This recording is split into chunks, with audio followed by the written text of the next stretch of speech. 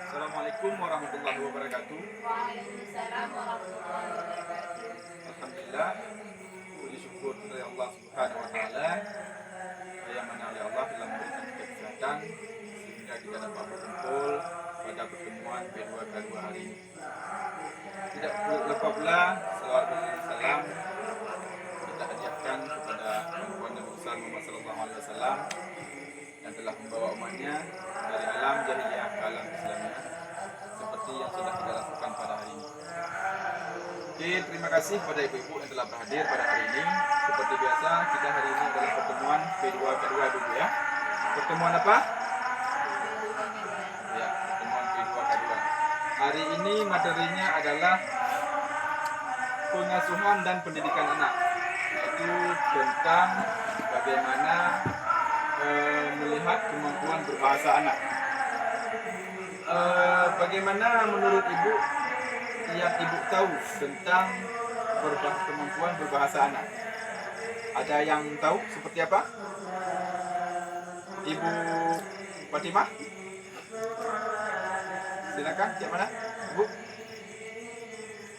Bagaimana pendapat ibu? Apa yang ibu dapatkan dari materi hari ini tentang kemampuan berbahasa? Bisa bagaimana?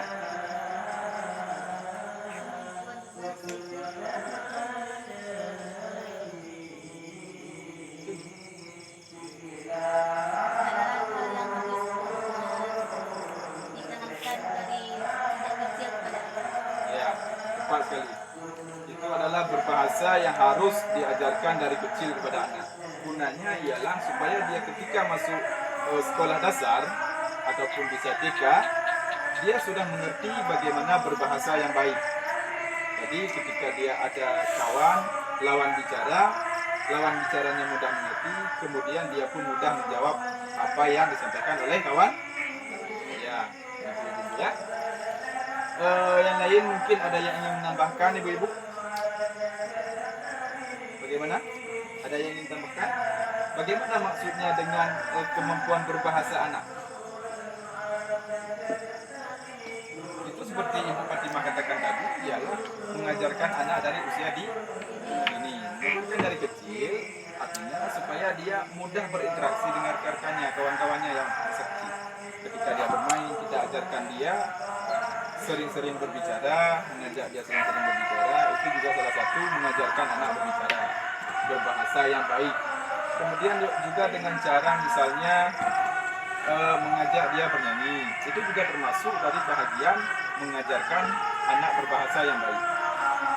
Jadi untuk mudah dipahami oleh anak, sering kita berbicara dengan anak, maka anak juga lebih mudah menangkap apa yang kita sampaikan. Ya, seperti itu dia. Karena anak-anak mudah memahami karena dia belum banyak mendengar hal-hal yang lain. Jadi ketika kita orang tua ini sering berbicara dengan anak, apalagi kita mengajarkan hal-hal yang baik, ketika kelak dia sudah bisa berbicara, maka dia juga akan mengatakan hal yang baik, Pak. Mungkin ada ibu-ibu yang ingin memberikan contoh atau ingin menambahkan, silakan. Bagaimana, Bu? Ibu Fatimah atau Ibu Siti, silakan. Ibu Ramlah juga boleh, silakan. Mungkin ada yang ingin ditambahkan atau ingin menambahkan. Bagaimana pendapat Ibu? Bagaimana cara Ibu mengajarkan di rumah anak berbahasa yang baik?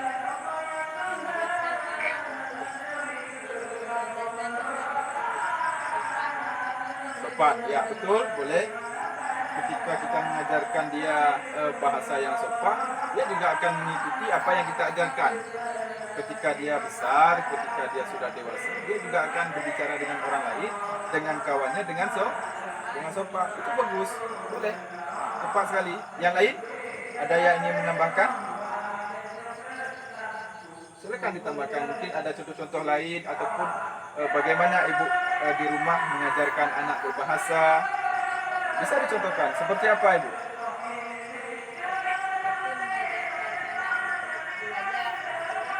Ya, boleh. mengajarkan anak itu semuanya boleh. Misalnya mengajarkan dia berbahasa dengan cara misalnya kita mengajak dia main, kemudian mengajarkan dia bernyanyi, mengajak dia bernyanyi, boleh tebak-tebakan, boleh, semuanya boleh. Tetapi dengan catatan kita mengajarkan hal-hal yang baik-baik supaya kelak ketika dia sudah merekam semuanya itu cuma yang baik-baik. Gitu ibu ya. Ada yang ingin ditambahkan lagi?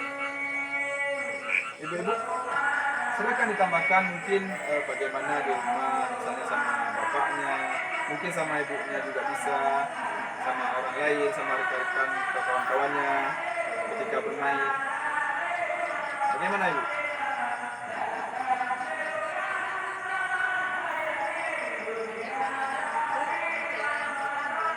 Ya boleh, itu boleh. Mengajarkan berbicara anak yang sopan itu juga termasuk dari mengajarkan anak berbahasa. Itu juga termasuk kemampuan dia itu, wah berarti sopan anak ibu kan kayak gitu. Orang melihat, wah enak kali nih ibu Siti, anaknya sopan kali bicaranya, kan gitu. Jadi kita memang harus mengajarkan anak dengan bahasa yang sopan. Yang lain, silakan Ibu Ramlah. Mungkin bagaimana ibu di rumah mengajarkan anak ibu bermain, bagaimana ibu cara bermain dengan menggunakan bahasa, mengajarkan dia berbahasa, itu kayak mana ibu? Membaca dongeng. Ya baca dongeng, ya betul sekali. Terus? Bermain tebak-tebakan. Ya boleh, itu sama juga bermain tebak-tebak. Oke ibu-ibu, betul seperti ibu katakan tadi, berarti dengan bercerita dongeng itu juga termasuk mengajarkan anak berbahasa, kan gitu bu. Nah, terus bagaimana ibu mengajarkan anak ibu di rumah dengan misalnya dengan suami ibu, bagaimana? Bagaimana bu? Berjalan. Ya, suami ibu berarti sering mengajak anak ibu jalan-jalan, sambil berjalan-jalan bercerita itu bu ya. Ya. Ya itu boleh, betul. Itu juga termasuk bagian dari mengajarkan anak berbahasa. Nah, terus ada lagi ibu-ibu. Inilah pentingnya berbahasa, ialah supaya anak cerdas, memahami apa yang disampaikan orang lain, kemudian dia bisa menangkap pembicaraan orang lain, kemudian ketika di sekolah dia mungkin akan lebih semangat, percaya diri, kemudian juga ketika di sekolah mungkin dia bisa mendapatkan misalnya ada apresiasi dari sekolah karena dia cerdas, pandai berbicara, kan gitu.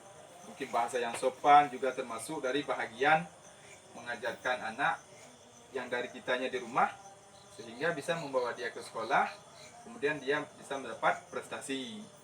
Itu juga termasuk bagian dari mengajarkan anak berbahasa.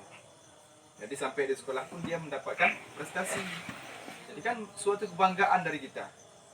Kebanggaan dari kita setelah kita ajarkan dia di rumah, kemudian di sekolah pun dia mendapatkan prestasi karena kecerdasan dia berbahasa, mampu dia menerjemahkan apa yang disampaikan oleh lawan bicaranya, oleh teman-temannya, oleh guru misalnya kan, dengan cara di rumah.